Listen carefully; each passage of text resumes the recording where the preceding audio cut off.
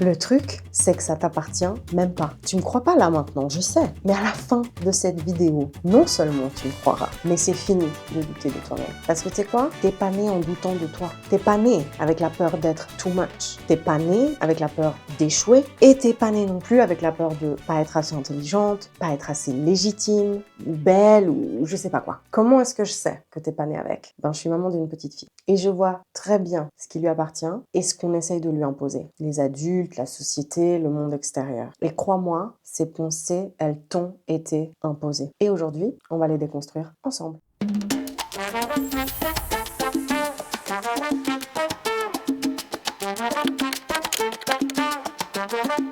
Et c'est exactement pour ça que j'ai créé cette série de vidéos. Parce que je sais que tu ressens ce tiraillement intérieur, cette frustration qui te dit mais je sais que je suis faite pour beaucoup plus que ça, mais je sais pas quoi en faire. Et je sais pas comment traduire ce sentiment en une stratégie concrète qui me permet d'aller de l'avant et de créer la vie que j'ai envie de créer. Et je sais aussi que t'as pas envie de voir les années qui défilent sans savoir comment t'en es arrivé là en fait. Donc bienvenue dans l'épisode 1 de l'ultime stratégie holistique pour planifier ton année comme la CEO badass qui veut glow the up pour la fierce woman que tu es déjà. Et je te préviens tout de suite, on va pas juste parler de mindset et on va pas juste parler de planification. On va faire les deux et plus encore. Parce que malgré ce qu'on a essayé de te faire croire, planifier une année, c'est pas juste cocher des cases sur une to-do list qui est bien exécutée. C'est un acte de reconquête. C'est une manière de t'assurer que chaque décision et chaque action que tu vas prendre cette année sera alignée avec qui tu es vraiment. Et si tu veux aller encore plus loin et recevoir du contenu exclusivement dédié à ça, avec d'autres ressources et d'autres stratégies, pense à t'abonner à ma newsletter parce que je partage avec ma communauté privée là-bas. Tu veux pas rater les pépites que je te partage dedans et tu peux retrouver le lien dans ma bio. Donc cette série, elle me tient trop à cœur parce que c'est vraiment ta boîte à outils pour créer une année qui honore tes ambitions, ton énergie, tes valeurs et ton alignement. Donc on va parler de planification d'entreprise dans l'épisode 4. Donc si tu es entrepreneur ou que tu veux le devenir, active les notifications et abonne-toi pour ne rien manquer. Mais aujourd'hui, commençons par la base, te reconnecter avec ton pouvoir personnel. Parce que, babe, ce que je vais te dire va peut-être te choquer, mais si tu ressens ce tiraillement, cette frustration, cette impression que t'es faite pour quelque chose de plus grand, mais t'arrives pas très bien à définir c'est quoi, ben c'est parce que tu es censé aller le chercher. Je sais que ça te fait bader. Pourquoi une inconnue sur Internet aurait-elle raison alors qu'elle ne connaît pas ta vie, pas tes défauts, pas tes batailles, pas tes blessures, je ne connais rien de toi. Et pourtant, je te dis d'aller chercher ce truc et d'écouter la voix à l'intérieur de toi. Je vais te dire pourquoi. Parce que de 1, je suis coach holistique de vie et de carrière depuis 2019. Le développement personnel, c'est ma vocation. Au point que j'en ai fait une école. Je me suis fait accréditer par la Fédération internationale de coaching et je forme depuis 2021 des coachs à ce métier. Et je suis fan de ce métier parce que moi-même, j'ai dû traverser l'épreuve difficile d'apprendre à aimer toutes les parties de moi. Et donc, je vois ton combat, comme j'ai vu tous les combats de toutes mes clientes jusqu'ici. Et moi, je décide de ne pas rejeter les parties de toi que tu veux cacher. Moi, ces parties, je les accueille et je décide de te voir telle que tu es, capable, unique, magique, puissante et qualifiée. Je vois ton potentiel. Donc, c'est parti. Quel est ce poids invisible qu'on porte? D'où il vient? La toute première chose pour planifier ton année et réussir à incarner la version de toi qui rêve d'exploser, de tout casser sur son chemin et de conquérir le monde, c'est de déconstruire les conditionnements. Tout d'abord, quels sont les types de conditionnements qu'on a? On a le premier qui, moi, m'a défracté. On a les conditionnements sociétaux et familiaux. Ça veut dire quoi? Ça veut dire qu'en fait, depuis des générations, on nous a appris que notre valeur, elle se mesurait à notre capacité à être discrète, agréable et serviable. Que notre rôle, c'était d'être en arrière-plan, de pas trop déranger, de pas faire trop de bruit, de pas prendre trop de place. Genre, une femme bien élevée, ça crie pas trop, tu vois. Tu veux pas te concentrer sur trouver un bon mari. Tu sais, si tu te fais trop remarquer, y a personne qui voudra de toi. Hein. Tu sais, les hommes, ils préfèrent les femmes douces. Laisse ton frère parler et c'est mieux. C'est bien d'avoir des ambitions. Mais attention à pas être trop arrogante, genre, redescends quand même. C'est aussi genre, sentir qu'il faut que tu calmes un peu ton ton, genre parler plus doucement pour pas paraître trop autoritaire ou hystérique dans une pièce. C'est aussi genre être félicité pour ta patience, pour ta douceur, pour ta gentillesse, mais jamais pour ton leadership, pour ta confiance et ton affirmation de toi, tu vois. Ça te paraît peut-être un peu flagrant comme ça, et genre non, pas vraiment. Moi, j'ai pas vraiment vécu ça comme ça, aussi brutalement. Mais au fond de toi, je suis quasi sûre que tu vois exactement de quelle situation je parle, parce qu'en fait, ça se faufile partout dans ton cerveau. Et ce que ça fait, c'est que ça va venir nourrir la croyance que être audacieuse et que l'audace chez les femmes, c'est un danger, c'est un problème. Donc imagine une petite fille, 10 ans, pleine d'énergie. À chaque fois qu'elle prend la parole ou qu'elle veut donner son avis, on l'interrompt. On lui fait sentir que vaut mieux qu'elle se taise. Puis on le fait tellement souvent qu'elle n'ose plus parler du tout. Ni à l'école, ni à ses potes, ni à ses parents, petit à petit. Ça. Toutes ces phrases, toutes ces situations, qu'elles soient flagrantes ou subtiles, elles ont un impact sur toi, sur ton monde intérieur. Il y a une atmosphère qui est créée et elle nous conditionne à nous retenir, à douter et à toujours faire passer les autres avant nous. Mais aujourd'hui, il est temps que ces schémas soient détruits. Et il est temps que tu reprennes ta place. Aujourd'hui, cette petite fille, c'est peut-être toi, à l'aube du plus grand changement de ta vie. Cette petite fille, aujourd'hui, femme qui veut reconquérir sa force, son affirmation et qui veut glow. Ah, et pour ça, il va falloir t'émanciper de ces conditionnements-là, les conditionnements sociétaux et familiaux. Et si tu es issu d'une famille où les femmes, même les générations justement avant, ta mère, ta grand-mère, etc., elles ont dû se battre pour être écoutées, entendues, respectées, aimées, il y a de grandes chances que tu ressentes une sorte de pression inconsciente de devoir prouver ta valeur. Peut-être que c'est silencieux, peut-être que c'est ultra fort, mais ce que tu sais au fond de toi, c'est que ça fait très longtemps que c'est là. Donc, avant qu'on continue, prends un instant, n'hésite pas à t'abonner, prendre une inspiration.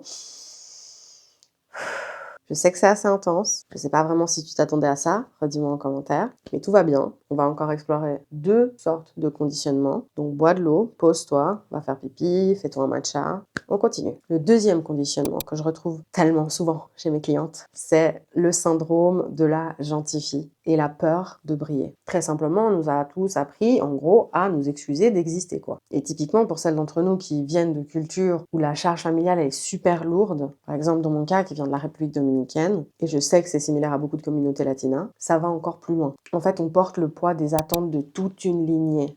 On n'a rien demandé.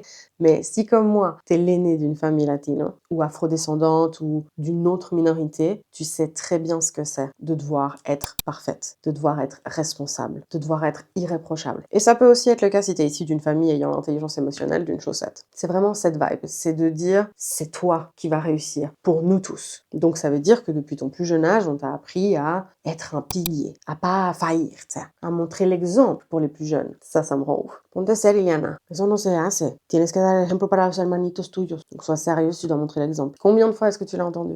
Et moi, cette pression, petit à petit, c'est devenu un plafond de verre invisible qui m'a empêché d'oser sortir de ces attentes qui étaient placées sur moi. Et ça, c'est un des trucs que j'ai rarement entendu dans le développement personnel. Cette influence des conditionnements familiaux sur ce syndrome de la perfection. Et donc j'étais là, pleine d'ambition, qui rêve d'explorer le monde, de bâtir un truc grand et impactant, mais qu'en fait, toute ma vie, on m'a poussée à rester raisonnable, ou en tout cas de voir le monde comme dans une cage, une forme qui me plaisait pas du tout. Et ça m'a poussée à choisir la sécurité avant tout, parce que quel est le monde autour, en fait, sans cette responsabilisation? Je le connaissais pas. Et des années plus tard, j'étais donc coincée dans une vie qui me saoulait, aussi fun qu'une page blanche vide, parce qu'en fait, j'avais trop bien appris. J'ai trop appris à pas déranger. J'ai trop appris à pas faillir. J'ai trop appris à montrer l'exemple. Et j'ai fait un choix. Et c'est une réalisation que j'ai envie de t'inviter à créer aujourd'hui, à l'intérieur de toi. Tu peux décider d'être ta propre version du succès, sans permission et sans culpabilité. Parce qu'en fait, qui a dit que l'exemple, justement, c'était pas d'être audacieuse, briller sans s'excuser et prendre ta place pleinement? Donc cette pression, elle ne doit pas t'empêcher de créer ta propre version du succès.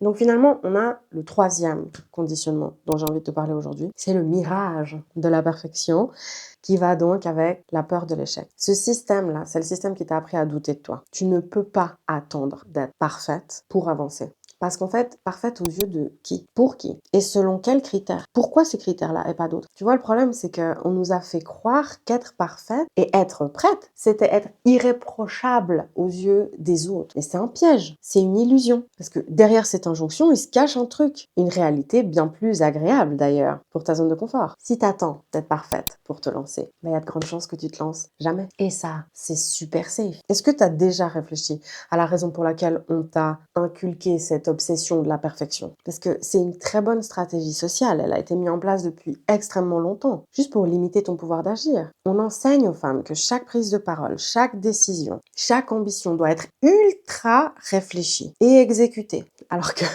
en réalité, l'histoire, elle a été écrite par des hommes, comment te dire, imparfaits, c'est que la bande annonce. Oui.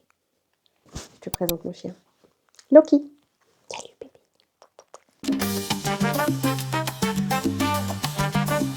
Ils ont été imparfaits, mais ils ont été audacieux. Et donc cette peur de l'erreur, elle t'appartient pas. Oui, bien sûr, personnellement, il y a probablement eu des choses dans ta vie où il y a eu de la honte après avoir fait une connerie, où il y a eu des conséquences négatives à partir de quelques éléments et quelques moments dans ta vie clés, certes. Mais c'est tout un système qui a été transmis de mère en fille, de société en société. Mais aujourd'hui, tu peux choisir de briser ce cycle. Et imagine une version de toi qui agit avec la même audace et la même confiance de ceux qui n'ont jamais eu à se justifier le privilège absolu. Imagine une version de toi qui arrête de demander la permission, qui arrête de chercher la validation, qui arrête de demander « Et qu'est-ce que tu penses si je faisais ça ?» avant de le faire. Et que tu ailles réclamer ce qui te revient. Voilà ce que je pense. La perfection, c'est une illusion qui sert à maintenir uniquement les femmes dans l'inaction. Et je pense aussi que les hommes, la plus grande majorité, eux ne se posent pas la question de est-ce qu'il faut être parfait avant d'agir, est-ce qu'il faut que je sois absolument prêt pour y aller. Ils avancent, ils apprennent, ils se plantent en route et ils ajustent. Donc aujourd'hui, je veux que tu t'accordes la permission d'être audacieuse, pas d'être parfaite. On s'en fout de ça. Parce que cette version-là, elle existe déjà en toi. Elle a juste besoin que tu lui fasses de la place. Elle a juste besoin d'exister. Donc, on récapitule. 3 conditionnements qui nous volent notre pouvoir.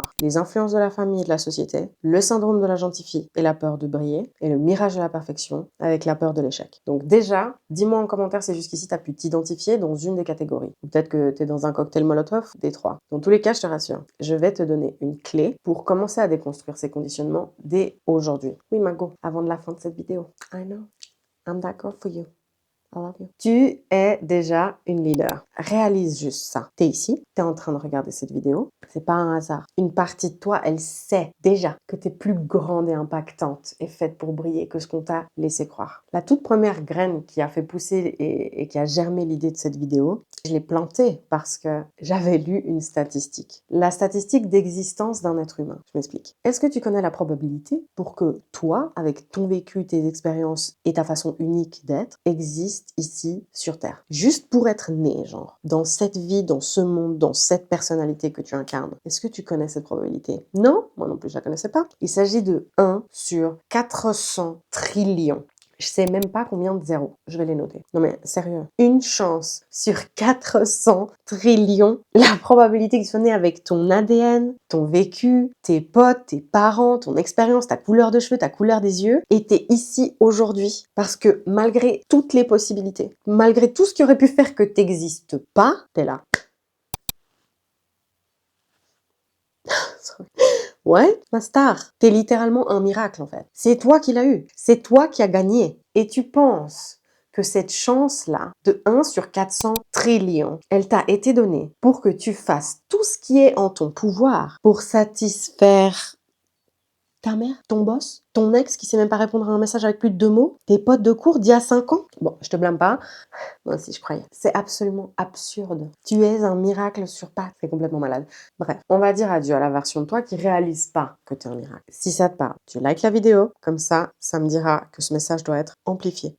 Donc, on va faire ce travail de déconstruction ensemble. Une partie ensemble, une autre partie, tu devras le faire de ton côté. T'inquiète, je vais tout expliquer. La première chose qu'on va faire, c'est ancrer. On vient de faire plein de trucs là. Et si tu es faite pour voir cette vidéo, et si ça te parle, ce que je viens de partager, tu te sens d'une certaine manière à l'intérieur de toi. Genre, il y a un truc qui est en mouvement, il y a une sorte de pépite, j'en sais rien, t'as le feu. Donc, on va marquer le coup pour que tu puisses revenir la semaine prochaine, regarder la prochaine vidéo et faire la suite. Je veux que tu prennes une profonde inspiration là, tout de suite, et que tu répètes après moi.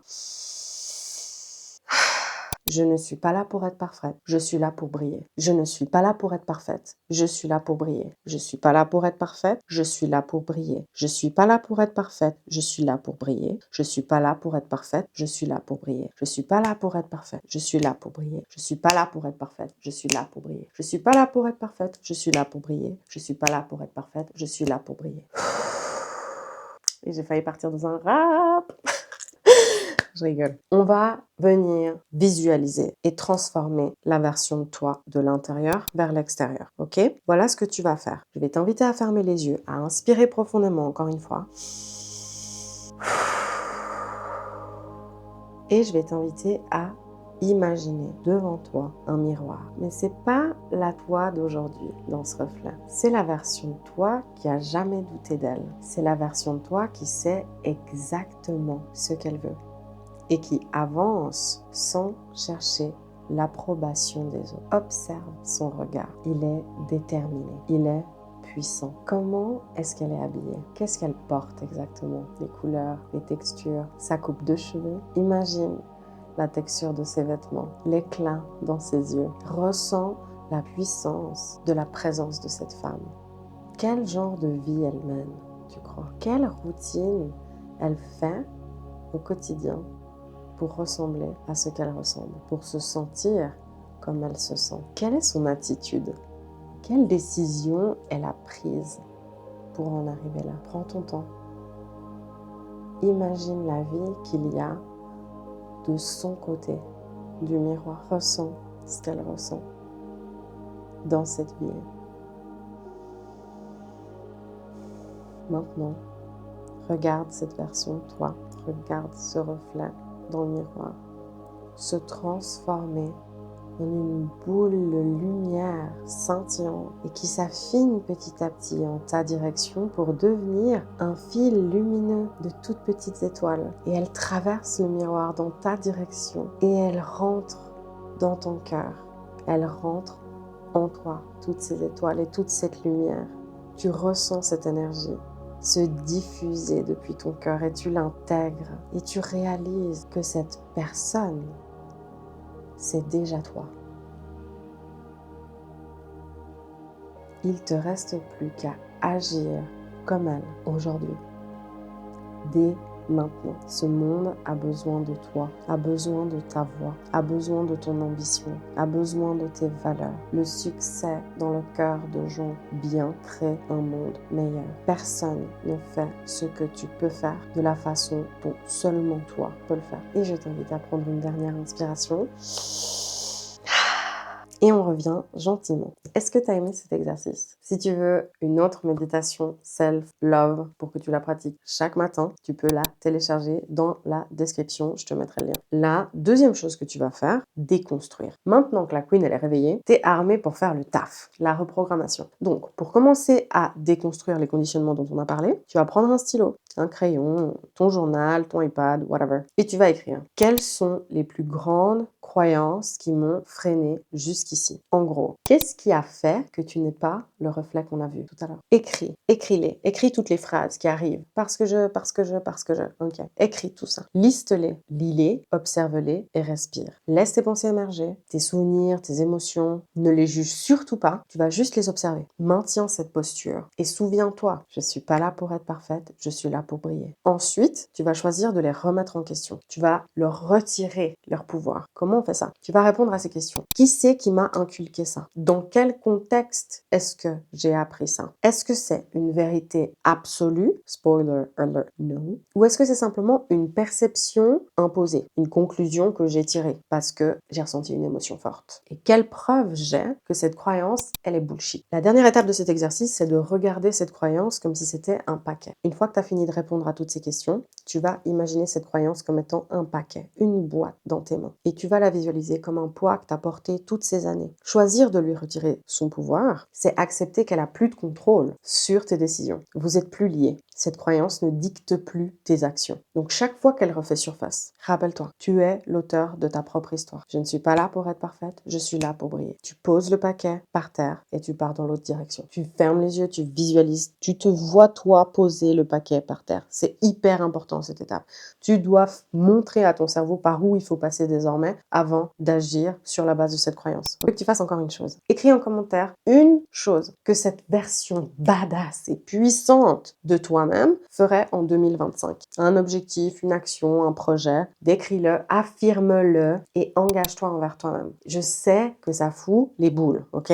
Mais ce premier pas, il est crucial. Avant toute stratégie, avant toute planification, il faut décider que ton année, c'est la tienne. Donc il s'agit avant tout de reconquérir ton pouvoir personnel et de te reconnecter avec lui. Et cette série, elle est là pour ça, pour t'accompagner dans toutes les étapes, pour prendre cette version du miroir et la faire ressortir et qu'à la fin de l'année, tu sois là en mode Oh my God, this is my life. Now, what the fuck happened? Donc, dans les prochains épisodes, on va décortiquer ensemble comment trouver tes valeurs, comment les aligner sur ta vie, comment structurer tes ambitions et créer un fil rouge, un roadmap qui va honorer ce que tu es capable d'accomplir. En douceur. Mais tout commence par un shift intérieur. Glowing up depuis l'intérieur, c'est la garantie ultime que le changement va durer sur le long terme. Et ce premier pas, c'est une déclaration d'indépendance envers toi-même. Donc planifier ton année, c'est pas juste organiser des tâches. Sois donc fier d'oser le faire, ok? Babe, je me réjouis trop de te revoir la semaine prochaine. On va trop s'éclater pendant cette série. Redis-moi ce que t'en as pensé. Redis-moi le format et tout ça.